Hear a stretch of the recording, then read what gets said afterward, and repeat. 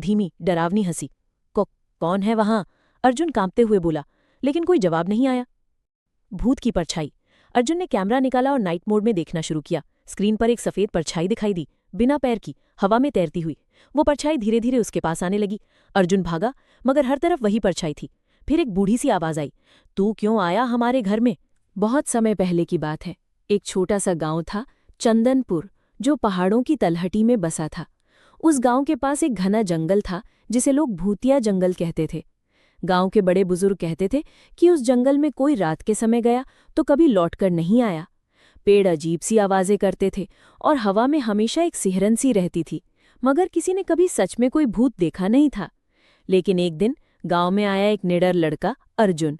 उसे भूत प्रेतों पर भरोसा नहीं था।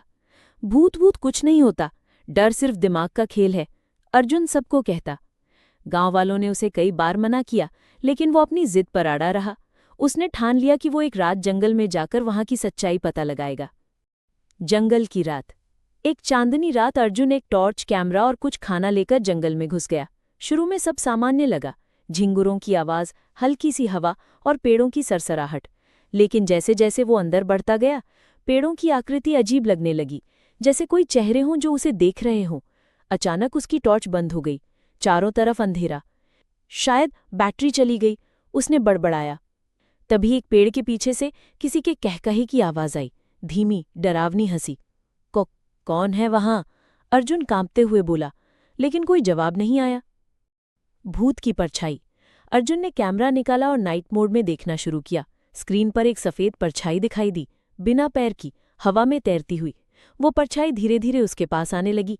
अर्जुन भागा, मगर हर तरफ वही परछाई थी। फिर एक बूढ़ी सी आवाज आई, तू क्यों आया हमारे घर में?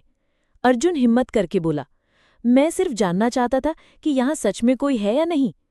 एक पल के लिए सब शांत हो गया, फिर सब अचानक गायब, न परछाई न आवाज, और उसकी टॉर्च खुद ब खुद जल गई। भेद खुला। अर्जुन ने देखा, एक पुराना टूटे फूटे मंदिर जैसा ढांचा था। वहां एक पट्टी लगी थी, यह स्थान प्राचीन ऋषियों का तपोवन था, कृपया इसे अपवित्र ना करें। उसे समझ आ गया कि ये कोई भूत नहीं, बल्कि प्राचीन आत्माएं थीं जो अपने स्थान की रक्षा कर रही थीं। अर्जुन हाथ जोड़कर खड़ा हुआ और बोला, माफ करना, मैं अनजाने में आया, मैं अब लौट जाऊंगा। फिर तेज हवा चली और जैसे किसी ने उसे बाहर की ओर धकेल दिया।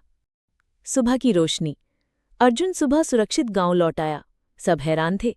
तो क्या वहां भूत थे? किसी ने पूछा। अर्जुन मुस्कुराया, हाँ, लेकिन वो डराने वाले नहीं, बल्कि पहरेदार थे।